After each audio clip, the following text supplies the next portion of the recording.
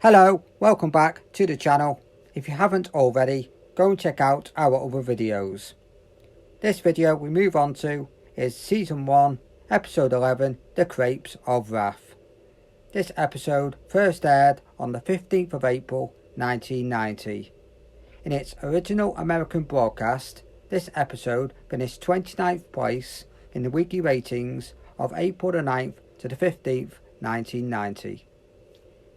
Right, now we'll start off with the debuting characters. There's only one in this episode.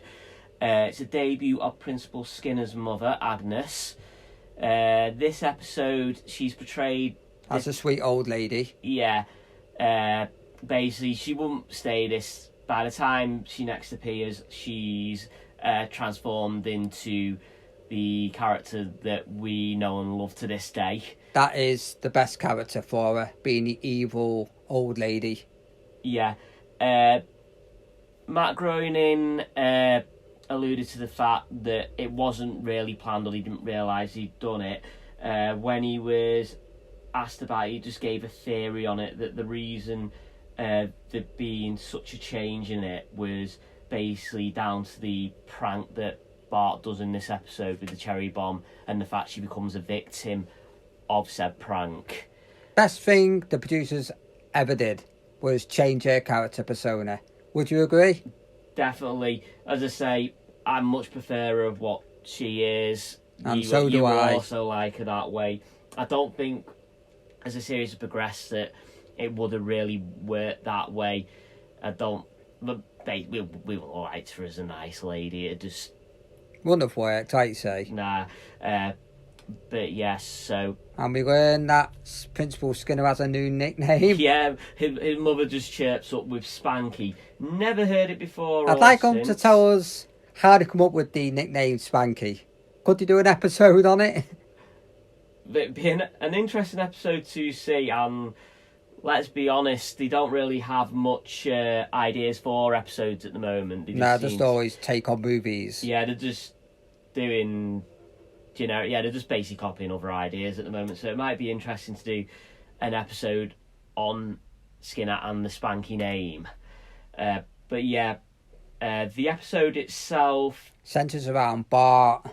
Yeah, basically, Bart and his pranks that this time have gone too far, but we get to that point.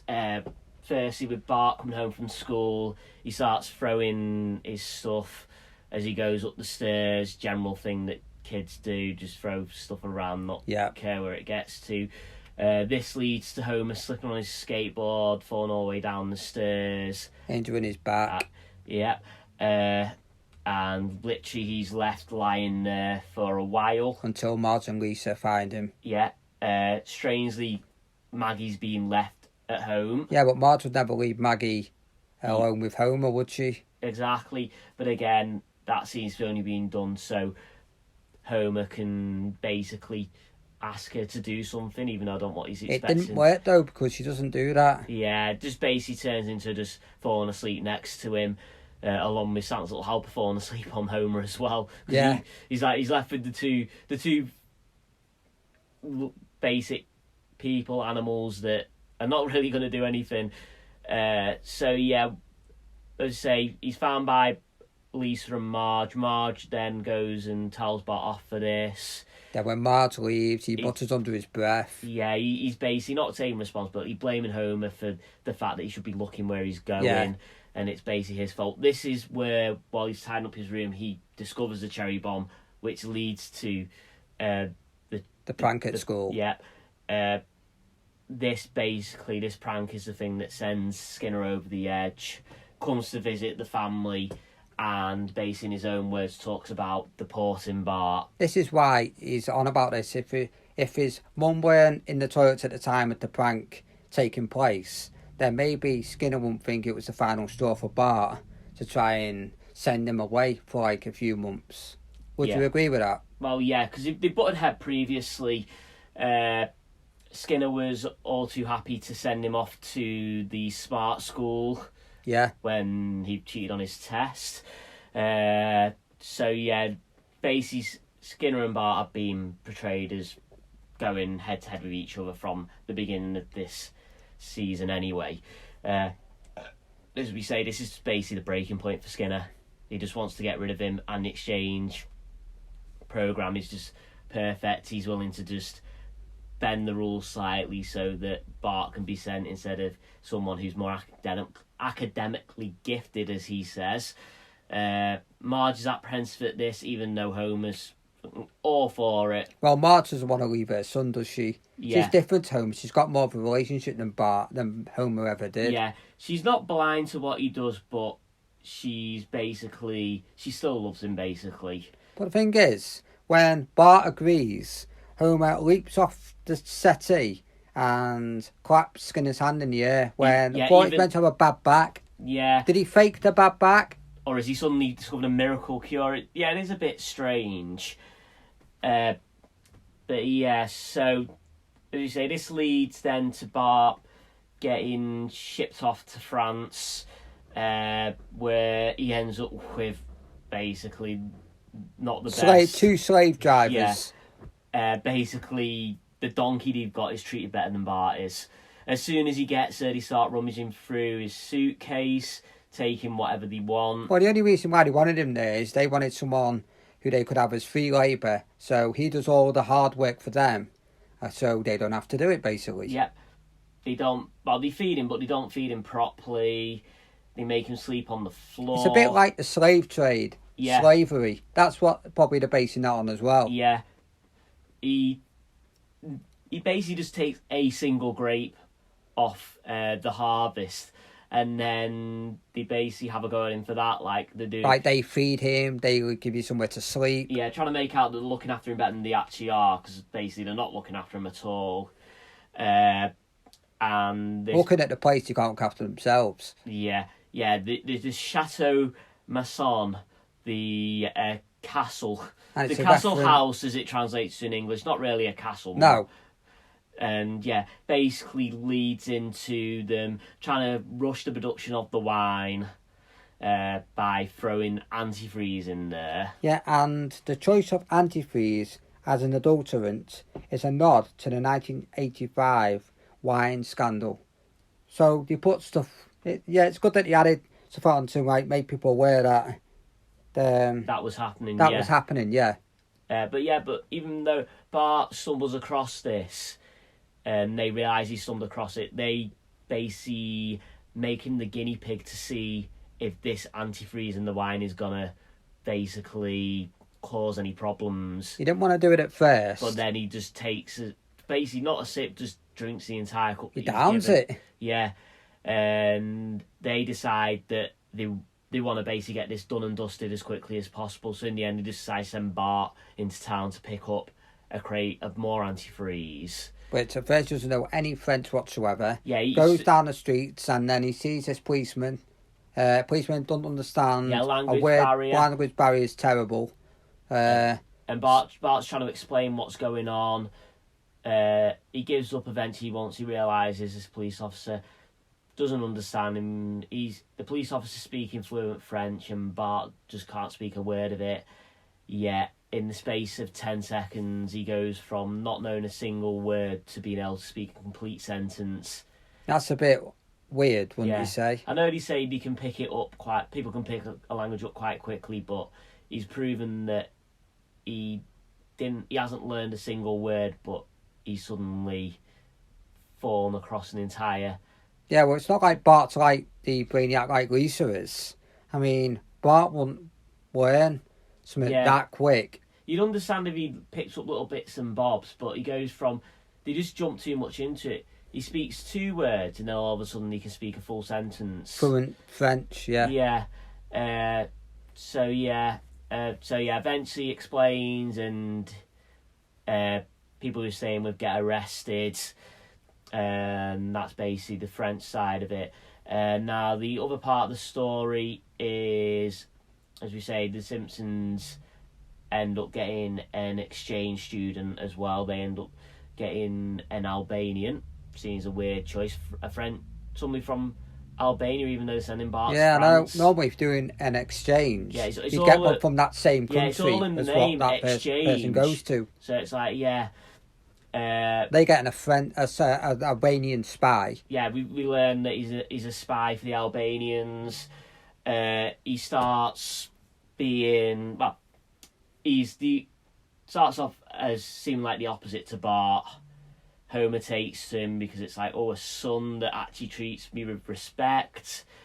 Especially when Adil says he wants to go and to the nuclear power plant. Homer's delighted at that because none of me other kids want to go. Yeah, but he doesn't twig though. It's like he's happy to see where Homer works, but then when he takes him, he's taking pictures, and Homer doesn't twig what he's actually up to.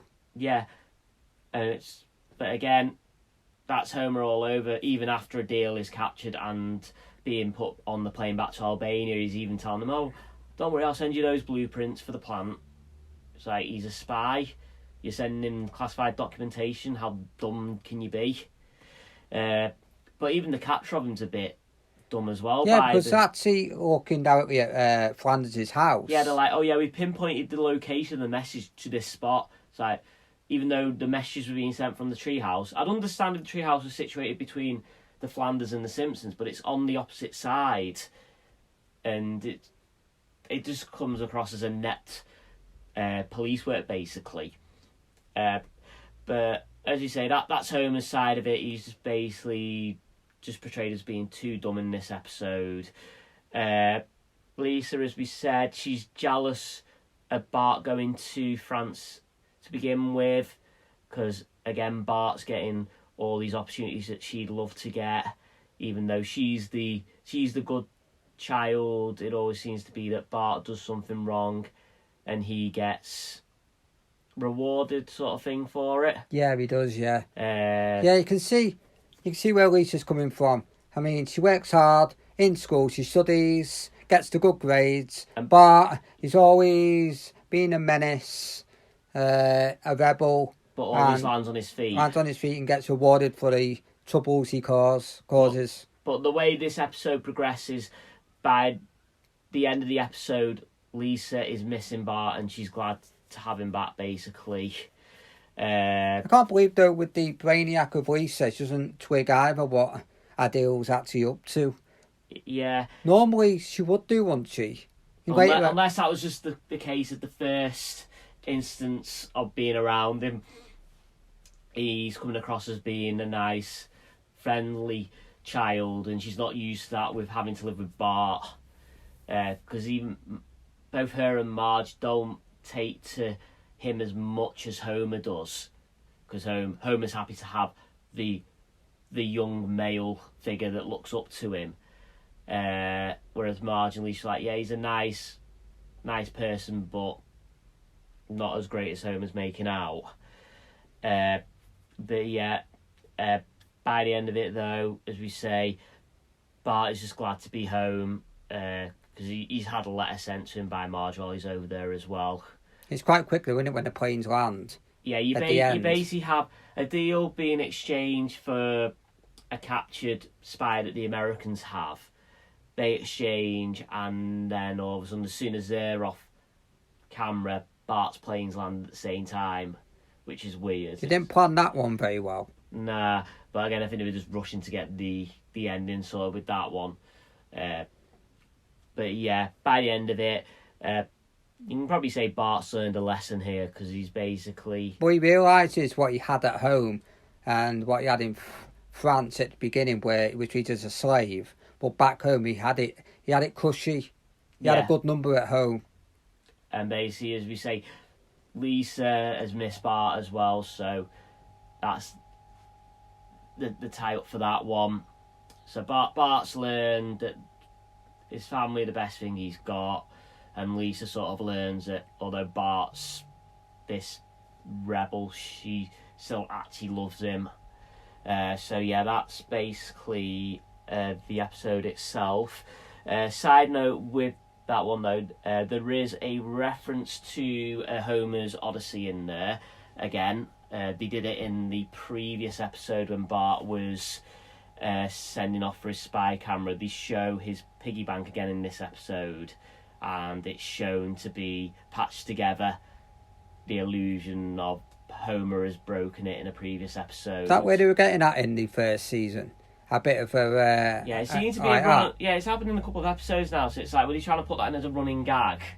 I think it looks that way. Yeah. But yeah. Another one, Bart's crushed doll has a pull string, but when Homer falls down the stairs, normally a doll, if you pull it once, it just say one word, but then it goes continuous. So did you just leave it like that and make a mistake, but just left it? Yeah, because it's like you say, a pull string doll, it's like you pull it once and that's it. If it needs to speak again, you have to pull it again, so yeah. And another one, on the way to the chateau, Bart and one of his captures, depicted in several famous paintings by Claude Monet, Vincent van Gogh, Pablo Picasso and Edouard Manet. So yeah, he would do that when he goes to in France. Famous paintings, cultural reference. So yeah, they're going to add that to the episode. Yeah. Also, although they don't appear again in the series, or I think they have a brief cameo somewhere. Though I seem to remember an episode where they were watching television or something.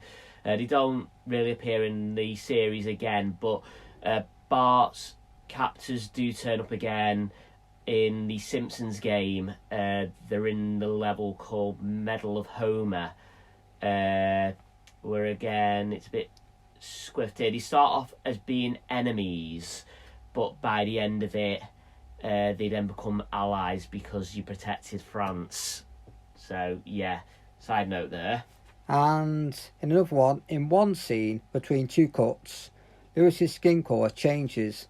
At first it is brown, then it goes yellow, then back to brown. They've done this in previous episodes, haven't they, in the first season? Yeah, they did it with Smithers. It was just a one episode, but eventually he did go back to just being yellow for the entire series. But his first appearance was Wiggum as well. No, one Wiggum. It was Lou.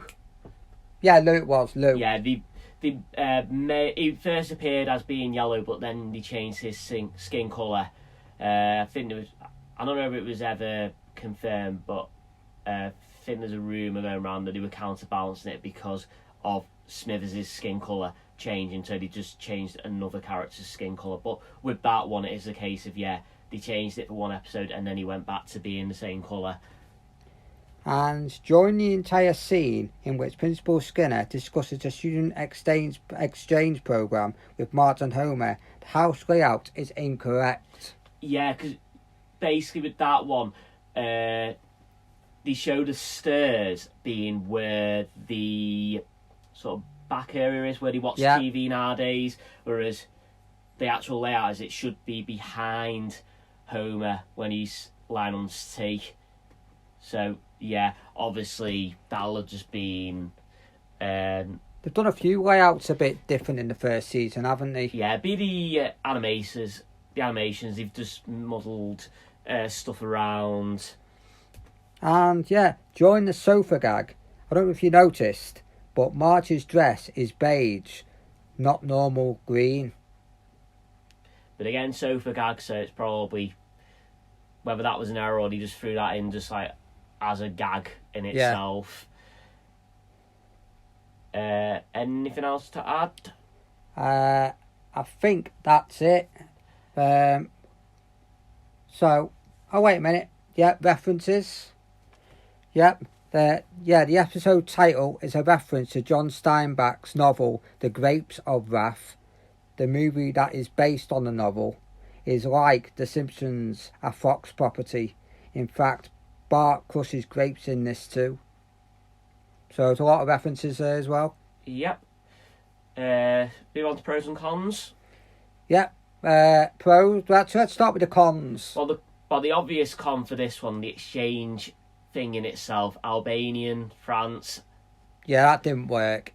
I mean, obviously they're trying to do it to give it a better idea because he wanted to write this spy element into it, and it works better with that. But at the same point, why not just do it?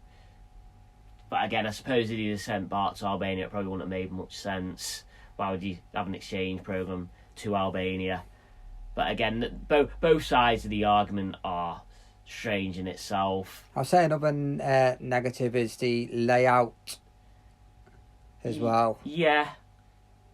But, I mean, yeah, negative, but again, you can put that down to first series. They're still trying to find the feet, but again, maybe you should have picked up on that one when they sort of edited it together. Any more negatives? Yeah, negative where Bart learns French. Oh yeah, that's the obvious really negative. The main negative, yeah.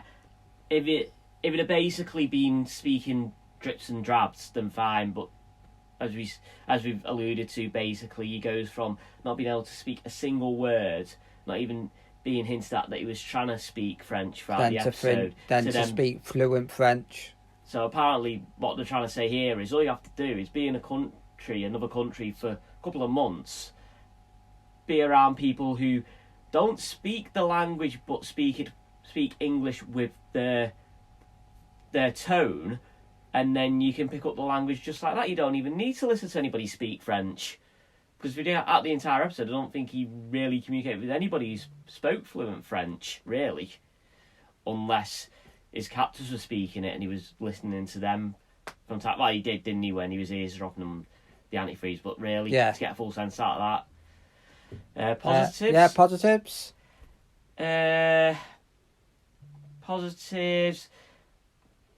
Well, the Bart element itself, from the way the story progresses, the fact he gets a lesson learnt here. He suddenly gets taught the meaning of the family he's got, basically.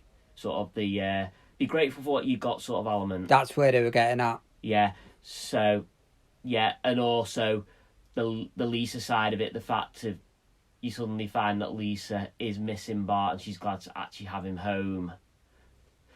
Other positives? I think that's it for the positives. Would you say? Yeah. Well, if we've missed anything out of the episode which you feel we should have added, comment down below. If there's a positive and a negative which you don't agree with or we've missed out, also comment that down below. Like, subscribe. And until next time, We'll see you in the next video.